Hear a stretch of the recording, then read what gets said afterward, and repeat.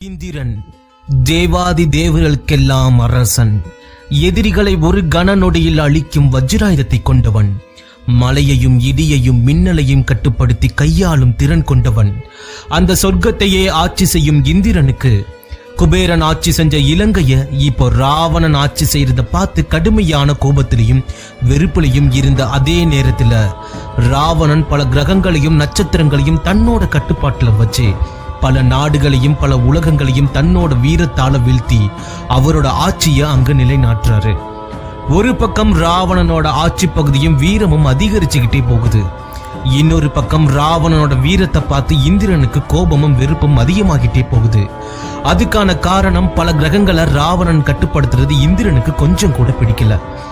இதனால இந்திரனுக்கும் ராவணனுக்கும் மறைமுகமான யுத்தம் ஏற்பட ஆரம்பிக்குது.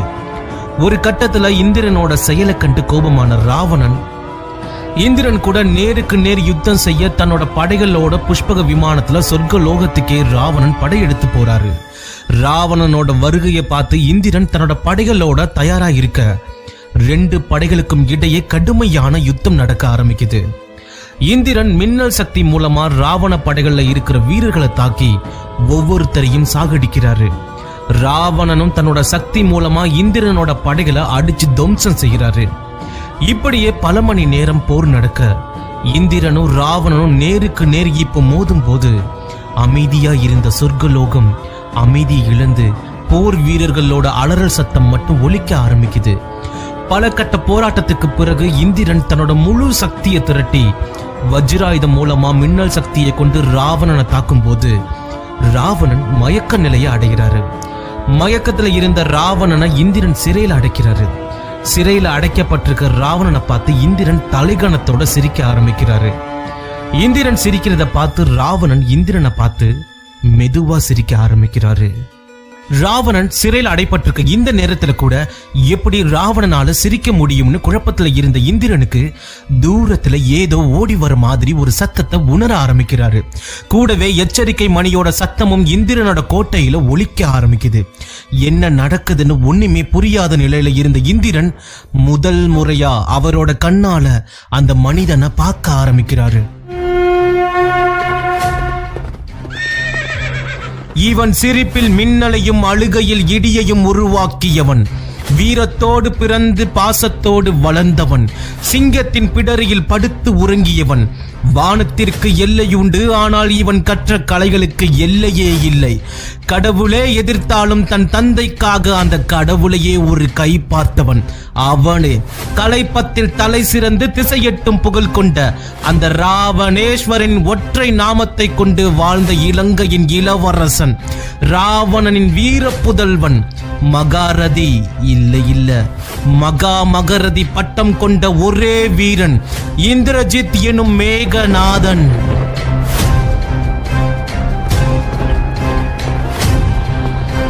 மேகநாதன் இந்திரனோட கோட்டையில அதிரடியா நுழைஞ்சு தன்னோட போர் திறமையால இந்திரனோட வீரர்களை வீழ்த்தி அந்த இந்திரனையும் வீழ்த்தி கூடவே இந்திரனோட மகனையும் வீழ்த்தி சிறைப்பிடிக்கிறத மண்ணுலகம் மட்டும் இல்ல, அந்த விண்ணுலகமே மேகநாதனோட திறமையை கண்டு வியக்கிற அதே சமயத்துல சிறையில இருக்கிற தன்னோட தந்தையான ராவணனை மீட்டு இந்திரனை சிறைப்பிடிச்சு இலங்கைக்கு போறாரு மேகநாதன். இலங்கையில உற்சாக வரவேற்போட ராவணனும் மேகநாதனும் வரும்போது கூடவே கட்டப்பட்ட நிலையில இந்திரனும் வராரு.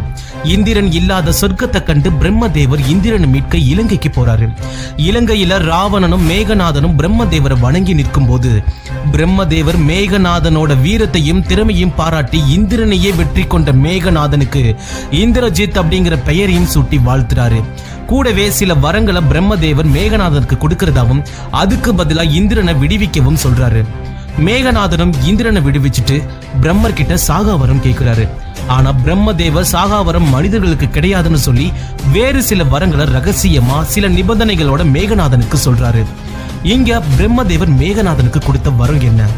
ராவணனே வீழ்த்த முடியாத இந்திரனை மேகநாதன் வீழ்த்துற அளவுக்கு மேகநாதனுக்கு சக்தி எப்படி வந்துச்சு? அப்போ மேகநாதனோட உண்மையான வாழ்க்கை ரகசியம் என்னவாயிருக்கும்? எல்லா கிரகங்களையும் பல நாடுகளையும் தன்னோட கட்டுப்பாட்டுல வச்சிருந்த ராவணனுக்கு இதுவரைக்கும் இப்படி ஒரு உணர்வு ஏற்பட்டதே இல்ல. ஏன்னா அவரோட மனைவியான மண்டோதரிக்கு பிரசவ வலி ஏற்பட்டு முதல் குழந்தை பிறக்க தயாரா இருந்த நிலையில ராவணன் ஜோதிட சாஸ்திரத்தை கணிச்சு தன்னோட மகன் சிறந்த ஒரு மனிதனாவும் வீரனாவும் பிறக்கணும்னு நவ கிரகங்களை ஒரே நேர்கோட்டில் இருக்க கட்டளை இடுறாரு. சனி கிரகத்தை தவிர மீதி எல்லா கிரகமும் ஒரே நேர்கோட்டில் சங்கமிக்கிற அந்த நேரத்துல ஒரு ஆண் குழந்தை மண்டோதரிக்கு பிறக்குது. அந்த குழந்தை பிறந்ததும் அழுத முதல் அழுகையிலேயே கார்மேகம் சூழ்ந்து பயங்கர சத்தத்தோடு இடியும் இடிக்குது. குழந்தையோட அழுகையும் இடியின் சத்தமும் ஒரே நிகழ்வுல நடந்ததும் அந்த குழந்தைக்கு மேகநாதன் பெயரும் வைக்கிறாங்க. மேகநாதன் பிறந்த செய்தி காட்டு தீயா மண்ணுலகத்துல இருந்து விண்ணுலகம் வரைக்கும் பரவ ஆரம்பிக்குது. அதுக்கப்புறம் நாட்கள் செல்ல செல்ல மேகநாதனும் வளர ஆரம்பிக்கிறாரு. அவரோட இளம் வயதுல ராவணன் அரண்மனையில் இருந்த வீரர்கள் ராவணன் கிட்ட மேகநாதனோட குறும்புத்தனத்தை பத்தி சொல்லி மேகநாதனை கட்டுப்படுத்த சொல்றாங்க. மேகநாதனை கண்டிக்க சொல்லி ராவணன் கும்பகர்ணன் கிட்ட சொல்றாரு. அதுக்கு கும்பகர்ணன் சிரிச்சுக்கிட்டே, ராவணனா, வீரர்கள் பயிற்சி பெற பயிற்சி கூடத்துல இருக்கின்ற சிங்கங்களை அவிழ்த்து விட்டு மேகநாதன் வீரர்களை பிடிக்க சொல்றாரு. ஒருவேளை வீரர்களை சிங்கங்கள் தாக்கும் போது சிங்கத்தோட வால் பகுதியை பிடிச்சு இழுத்து மறுபடியும் அந்த சிங்கங்களை கூண்டுக்குள்ளே மேகநாதன் அடைச்சு வைக்கிறாரு. நானும் விபீஷ்ணனும் இதுவே மேகநாதனை கண்டிக்க போனா ஒரே நேரத்துல 3 இல்ல 4 சிங்கங்களை திறந்து விட்டு பிடி சித்தப்பான்னு சொல்றாரு அண்ணா. அதனால நீங்களே அவரை கண்டிங்கண்ணா. இதையெல்லாம் கேட்ட ராவணன் மேகநாதனை வர சொல்லி மேகநாதனை கண்டிக்கிறாரு. மேகநாதன் இந்த உலகத்துல அதிக மரியாதையும் அன்பும் வச்சிருக்கிற ஒரு ஆள் அவரோட அப்பாவான ராவணன் மட்டும்தான். தன்னோட அப்பா சொன்ன எல்லாத்தையும் கேட்டுக்கிட்டு இறுதியா ராவணன் கிட்ட மேகநாதன் கூண்டுல அடைப்பட்டிருக்க அந்த சிங்கங்களோட நிலைமையை எடுத்து சொல்லி காட்டுக்கு ராஜாவான சிங்கங்களை காட்டுக்கே அனுப்பி வைக்கிறாரு மேகநாதன். மேகநாதனோட திறமையும் அறிவையும் கண்டு ராவணன் ஒரு முடிவுக்கு வராரு. மேகநாதா, இதுவரை உன்னை ஒரு சிறு பாலகன் என்று நான் நினைத்தேன். ஆனால் எப்பொழுது பிற நலனையும் பிற உயிரினங்களின் நலனையும் குறித்து சிந்தித்தாயோ அந்த நொடி முதல் எல்லா கலைகளையும் கற்றுக்கொள்ளும் தகுதி உன்னிடம் வந்துவிட்டது. உலகில் ஆகச் சிறந்த அனைத்து கலைகளிலும் சிறந்தவனாக நீ வர வேண்டும். கூடவே மும்மூர்த்திகளின் ஆசி பெற்று அவர்களின் சக்தி வாய்ந்த அஸ்திரங்களை நீ பெற வேண்டும். போ மேகநாதா, சென்று சிறந்த வீரனாக உன்னை மாற்றிக்கொள்.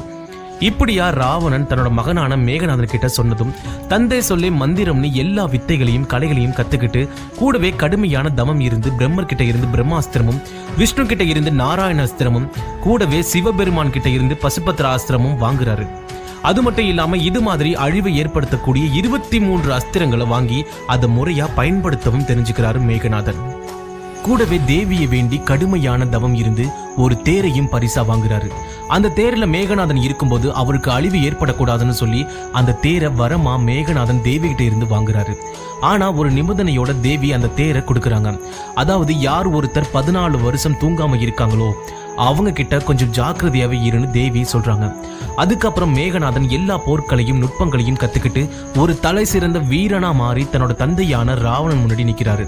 இதுக்கப்புறம் தான் இந்திரனை வென்று இந்திரஜித்துங்கிற பேரும் வாங்குறாரு. கூடவே சுலோச்சனாவை கல்யாணம் பண்ணிக்கிட்டு சந்தோஷமா வாழ்றாரு. நாட்கள் போக போக அப்போதான் சூர்பனகையை லக்ஷ்மணன் தாக்குறாரு. இந்த விஷயம் ராவணனுக்கு தெரிஞ்சு ராமரையும் லக்ஷ்மணனையும் பழிவாங்க சீதையை கடத்தி அசோகவனத்துல செரியும் வைக்கிறாரு ராவணன்.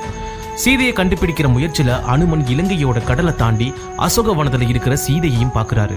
அனுமன் அத்துமீறி அசோகவனத்தில் நுழைஞ்சதை எல்லாரும் பாக்குறாங்க. இதுல அனுமனை எதிர்த்து ராவணனோட இன்னொரு மகன் அனுமன் கூட சண்டை போடும்போது அனுமன் ராவணனோட மகனை கொன்னுடுறாரு. இந்த விஷயம் மேகநாதனுக்கு தெரிஞ்சு அனுமன் கூட சண்டை போட்டு அனுமனை பிரம்மாஸ்திரம் மூலமா மேகநாதன் கட்டி போடுறாரு. கொஞ்சம் யோசிச்சு பாருங்க, அனுமன் எவ்வளவு பெரிய பலசாலி. ஆனா அவரையே மேகநாதன் எளிதா வீழ்த்தி கட்டி போட்டு ராவணன் முன்னாடி நிக்க வைக்கிறாரு. அனுமனை நிக்க வச்சுட்டு ராவணன் கிட்ட மேகநாதன், தந்தையே, என் தம்பியை கொல்லும் அளவிற்கு இவரிடம் திறன் இருக்கிறது என்றால் உண்மையிலேயே இவர் வீரனாக தான் இருக்க முடியும் அப்படின்னு ராவணன் கிட்ட மேகநாதன் சொல்லும் போது இங்க தன்னோட சகோதரனோட இறப்பின் துக்கத்தை மறைச்சுக்கிட்டு கண் கலங்காம இன்னொரு வீரனோட வீரத்தை புகழ்ற அந்த மனசுதான் இந்திரஜித்தை ஒரு தலை சிறந்த வீரனாகவும் மனிதனாகவும் இப்போ வரைக்கும் நம்ம புகழ்றதுக்கு ஒரு காரணமா அமையுது. அதுக்கப்புறம் ராவணன் அனுமன் மேல கோவப்பட்டு அவரோட வால் பகுதியில நெருப்ப வச்சிட்டாரு. எரியிற நெருப்போட அனுமன் இலங்கையை விட்டு போகும்போது சில இடங்கள்ல தீ விபத்தும் ஏற்பட காரணமா அமையுது. அடுத்த நாள் இலங்கையில கார்மேகம் சூழ்ந்து போர் சங்கம் ஒலிக்க ஆரம்பிக்குது. முதல் நாள் ராமரும் ராவணனும் போர்ல யுத்தம் செய்யும் போது ராவணன் வானர படைகளை அடிச்சு துவம்சம் செய்கிறாரு. ராமனும் லக்ஷ்மணனும் சேர்ந்து ராவண படைகளை அழிக்கிறாங்க. இங்க ராவணன் தனியா நின்று போர் செய்யும் போது ராம லக்ஷ்மணனை சேர்ந்து ராவனோட படைகளை வீழ்த்தி ராவணனுக்கு படைபலம் இல்லாம செய்யறாங்க. இங்க ராவணன் தனியா யுத்தம் செய்யும் போது சூரியன் மறைறதுனால போர் விதிகள் படி ராமர் ராவணனை பார்த்து இன்று போய் நாளை வான்னு சொல்றாரு. இங்க ராவணனுக்கு கடுமையான கோபம் ஏற்பட ஆரம்பிக்குது. அடுத்த நாள் போர்ல ராவண படைகளை வழிநடத்த கும்பகர்ணன் களத்துல இறங்குறாரு. கும்பகர்ணன் போர்க்களத்துல இறங்குறதுக்கு முன்னாடி தன்னோட அண்ணனான ராவணன் கிட்ட பேசுறாரு. அண்ணா, போர்ல ஜெயிப்பனான்னு தெரியல, ஆனா ஒருவேளை நான் இறந்துட்டா நீயோ நம்ம குலத்தின் வாரிசான இந்திரஜித்தோ போர்ல கலந்துக்க வேண்டாம். ஏன் இறப்புக்கு பிறகு சீதையை ராமன் கிட்ட ஒப்படைச்சு போரை தடுத்து நிறுத்துங்க. ஏன்னா இந்திரஜித்தும் வாழணும், நீயும் வாழணும் அப்படின்னு கும்பகர்ணன் ராவணன் கிட்ட சொன்னதும் ராவணன் கும்பகர்ணன் தடுத்து நிறுத்துறாரு. ஆனா கும்பகர்ணன் பின்வாங்காம நான் வாழ்றதே உங்களுக்காக தான் சொல்லி போர்ல கலந்துக்கிட்டு வீர மரணம் அடைகிறாரு.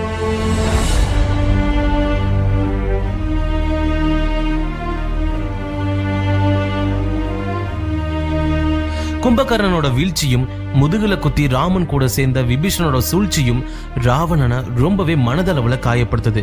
ஆனா இதையெல்லாம் கவனிச்ச இந்திரஜித் போர்ல கலந்துக்க தயாராகும் போது ராவணன் இந்திரஜித்தை தடுத்து நிறுத்துறாரு. ஏன்னா கும்பகர்ணன் சொன்னது ராவணனுக்கு நினைவுக்கு வந்துகிட்டே இருக்கு. ஆனா இந்திரஜித்தோட வீரத்து மேல ராவணனுக்கு அதிகமான நம்பிக்கை இருந்துச்சு. அதே மாதிரி இந்திரஜித்துக்கும் கும்பகர்ணனோட வீழ்ச்சிக்கு காரணமாக இருந்த ராமரையும் லக்ஷ்மணனையும் பழி வாங்கணுங்கிற எண்ணம் அதிகமா இருந்துச்சு. அடுத்த நாள் போர்ல இந்திரஜித் கலந்துகிட்டு சுக்ரீவனோட படைகள்ல இருக்கிற பாதி வானரங்களை தன்னோட போர் திறமையால தாக்கி அழிக்கிறாரு. இவரோட வீரத்தை பார்த்து ராமனும் லக்ஷ்மணனும் திகைச்சு போறாங்க. ராமர் விபீஷணன் கிட்ட இந்த வீரன் யாருன்னு கேக்குறாரு. அதுக்கு விபீஷணன், இவன் என் அண்ணன் ராவணனோட மகன், மகா மகரதி பட்டம் கொண்ட தலை சிறந்த வீரன் தான் இந்திரஜித்துங்கிற இந்த மேகநாதன் சொல்லி இந்திரஜித்தோட எல்லா திறமைகளையும் போர் நுட்பங்களையும் ராமர் கிட்ட சொல்றாரு விபீஷணன். ராமரையும் லக்ஷ்மணனையும் நாகாஸ்திரம் மூலமா எளிதா முதல் நாள் போரிலேயே வீழ்த்திடுறாரு இந்திரஜித். வீழ்த்தப்பட்ட ராமனும் லக்ஷ்மணனும் அனுமனோட உதவியால கருடன் மூலமா மீண்டு வந்துடுறாங்க.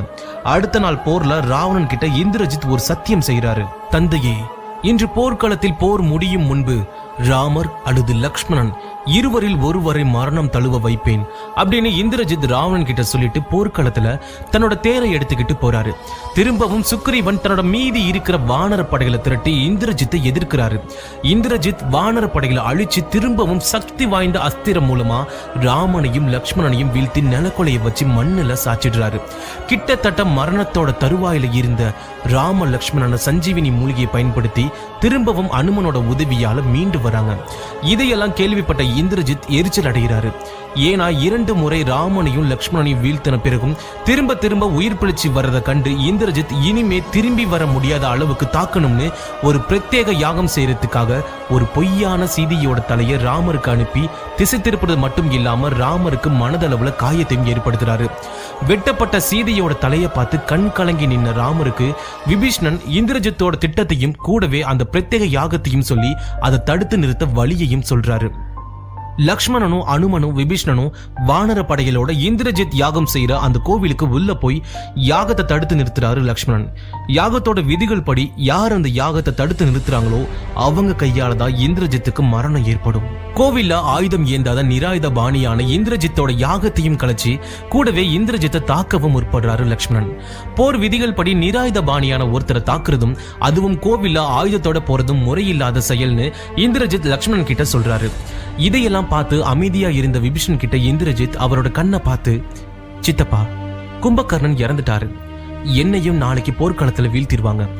இன்னும் அடுத்து இருக்கிறது என் தந்தை ராவணன் மட்டும்தான். இப்படி எல்லாரையும் கொண்டுட்டு நீங்க மட்டும் தனியா இருந்து என்ன சாதிக்க போறீங்க? லங்காபுரிக்கு அழகே ராவணனும் அவரோட மகனும் நானு தானே சித்தப்பா அப்படின்னு சொல்லிட்டு இந்திரஜித் ராவணனை பார்க்க போறாரு. ராவணன் இந்திரஜித்தோட பூஜையை பத்தி கேட்கிறாரு. இந்திரஜித் கோவில நடந்த எல்லாத்தையும் சொல்லி யாகத்தை தடுத்து நிறுத்தினதை பத்தியும் சொல்றாரு. கூடவே இந்திரஜித் ராவணன் கிட்ட சீதையை ராமர் கிட்ட ஒப்படைச்சிட்டு இந்த போரை தடுத்து நிறுத்திடலாமான்னு கேட்கிறாரு. அதுக்கு ராவணன் இந்திரஜித் கிட்ட, மகனே, சீதையை பற்றி மட்டும் சிந்திக்கிறீர்களே, என் தங்கையின் அவமானத்தை பற்றி ஏன் யாருமே சிந்திக்கவில்லை?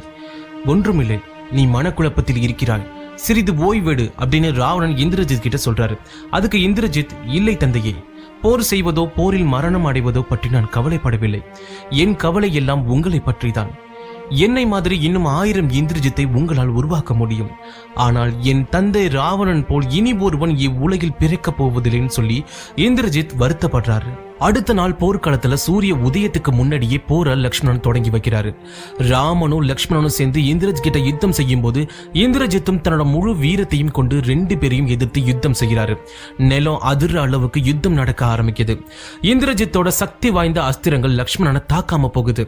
அப்போதான் இந்திரஜித்துக்கு பிரம்மர் கொடுத்த வரத்தோட சூட்சமும் தேவி சொன்ன நிபந்தனையும் புரிய ஆரம்பிக்குது. சாதாரண மனிதர்களாலும் தேவர்களாலும் மரணம் உனக்கு ஏற்படாதுன்னு பிரம்மர் சொன்னதும் 14 வருஷம் தூங்காம இருக்கிற ஒருவர்கிட்ட ஜாக்கிரதையா இருன்னு தேவி சொன்னதும் இந்திரஜித்தோட மனசுல அலைப்பாயிர அந்த நேரத்துல லக்ஷ்மணன் தான் தன்னோட மரணத்துக்கு காரணமா இருக்க போற உண்மையும் இந்திரஜித்துக்கு தெரிய ஆரம்பிக்குது. ஒரு கட்டத்துல லக்ஷ்மணோட சக்தி வாய்ந்த பானம் இந்திரஜித்தை தாக்கும் போது இந்திரஜித்தோட தலையில்லாத சரிதம் மண்ணுல முதல் முறையா விழுகுது. இந்திரஜித்தோட மரணம் போர்க்களத்துல ஒரு மயான அமைதியை ஏற்படுத்துது. இந்திரஜித்தோட உயிர் பிரியிற கடைசி நிமிஷத்துல கூட இந்திரஜித் யோசிச்சது ஒண்ணு மட்டும்தான், தன்னோட தந்தையான ராவணனோட அந்த அன்பு மட்டும்தான்.